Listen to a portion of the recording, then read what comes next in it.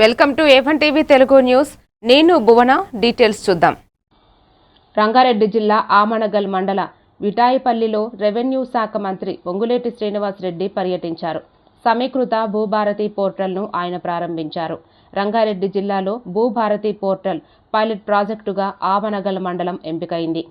Bhubharati portal ద్వారా రైతులకు మేలు జరుగుతుందని మంత్రి పొంగులేటి ఆశాభావం వ్యక్తం చేశారు.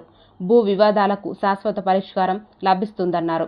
సీఎం రేవంత్ రెడ్డి ఆలోచన మేరకు రెవెన్యూ వ్యవస్థలో విప్లవాత్మక సంస్కరణలకు శ్రీకారం చుట్టినట్లు ఆయన వివరించారు. కల్వకుర్తి ఎమ్మెల్యే కసిరెడ్డి నారాయణ రెడ్డి, పలువురు పార్టీ నాయకులు, కార్యకర్తలు పాల్గొన్నారు.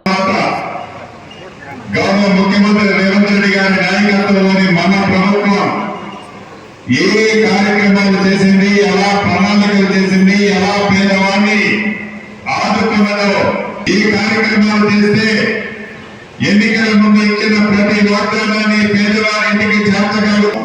అన్ని గ్రామాలు, అన్ని పట్టణాలకి ఈ వ్యవస్థను తీసుకురానున్నాము. దీనివల్ల ప్రయోజనాలు 4-5 మీకు చెప్తాను. కొంతమందికి పాస్బుక్ ఉంటాయి. ఇలా మనం మ్యాప్తో ఇది ఏర్పాటు చేసినట్టయితే దొంగ పాసు బుక్కలన్నీ రద్దయితే కొత్త జీవో ఇచ్చాం. ఎప్పుడో 10 సంవత్సరాల క్రితం, ఎప్పుడో 50 సంవత్సరాల క్రితం భూమిని సాదా అగ్రిమెంట్ ద్వారా కొన్నాం. ఆ భూమి సాగులో పొజిషన్ లో మీరు ఉన్నారు.